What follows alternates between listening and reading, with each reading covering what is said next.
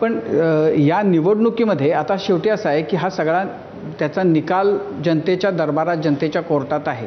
तर या निवडणुकीमध्ये राष्ट्रवादी काँग्रेस खरी कोणाची आणि शिवसेना खरी कोणाची हे सिद्ध होईल असं. मग तसं जर का असेल तर मग चिन्ह तुम्ही गोठवायला पाहिजे होतं. नवीन चिन्ह जसं आम्ही घेतलं मशाल, ती आज घराघरात पोचले. म्हणजे हाच तर अन्याय आहे ना. म्हणून मी म्हणतो की मिंदेंनी तर जाहीर सांगितलेलं की ते मोदी आणि शहांना धन्यवाद देत आहेत की त्यांनी नाव आणि चिन्ह त्यांना दिलं. म्हणजे हा दरोडेखोरांचे सरदार कोण आहेत हे मिंदेंनी कबूल केलं. आता मिंदेंना माझं आव्हान आहे, तुम्ही माझ्या वडिलांचा फोटो वापरताय, हिंदू हृदय सम्राटांचा, तुम्ही माझं नाव वापरताय, तुम्ही चिन्ह वापरताय, कसले तुम्ही मर्द आणि ह्याच्यामध्ये कसलं आलंय खरे खोटेपणा. म्हणजे असा कोणता तरी चोर तुमच्या चॅनलनी कधी बातमी दिली का की असा कोणतरी चोर की ज्यांनी चोरी केले आणि तो चोरीचा माल उघडपणाने घेऊन फिरतोय की बघा राजीवजी मी तुमचं पाकिट मारलं, आता हे पाकिट माझं, असं आलंय का. हे चोरांची अवलाद आहे, चोर कंपनी. पण त्यांना मी जाहीर सभेत बोलतोय आणि तेच सांगतो की जर ती खरी मर्दाची अवलाद असेल तर त्यांच्या वडिलांचा फोटो लावून त्यांनी माझ्यासमोर उभं राहावं.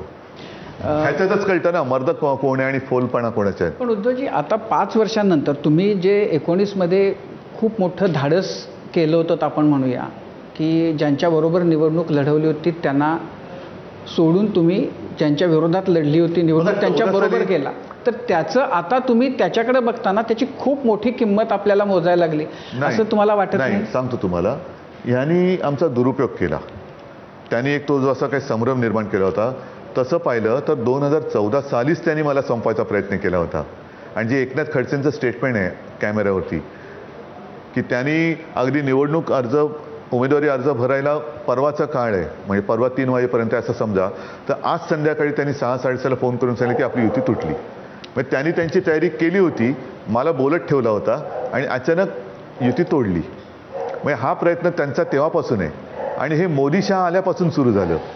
अटलजी किंवा प्रमोदजी होते, मुंडे साहेब होते, गोपीनाथजी होते, तेव्हा हा विषय नव्हता. हा अचानक 2014ला म्हणजे ते पंतप्रधान झाल्यानंतर माझा वापर करून घेतला, मला प्रचाराला फिरवलं. आत्तासुद्धा 2019ला जसं तुम्ही म्हणालात की मी तेव्हा आक्षेप नव्हता घेतला, ठीक आहे, पण तसंच 2019ला मी त्यांचा प्रचार केला आणि तेच मोदी मला आता नकली संतान म्हणतात. म्हणजे हा विचका जो म्हणताय तो कोणी केला.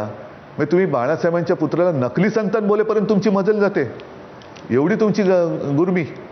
पण मग ह्या विचक्याला तुम्ही कोणाला जबाबदार धरता जर कोणाला जर जबाबदार धरायचा असेल? बघा, मी जो काय फरक अनुभवतोय तो 2014 साली झालेला आहे.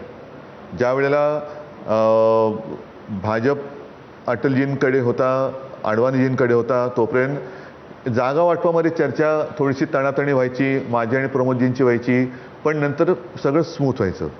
प्रमोदजी गेले, गोपीनाथजी गेले अचानक आणि त्याच्यानंतर सगळी विल्हेवाट लागली. आणि त्याच्यानंतर तुम्ही बघा, जसं मी आज नेहमी सांगतो की भाजप हा आता एक संकरित पक्ष झालेला आहे की त्याच्या राजकीय गर्भात इतर सगळ्या पक्षाची बीजं, मग ती भ्रष्टाचारी असतील काही असतील, अशी टाकली गेलेत आणि असा हा भाजप आज राज्य करतोय. हा संकरित पक्ष आहे. पण विचक्याला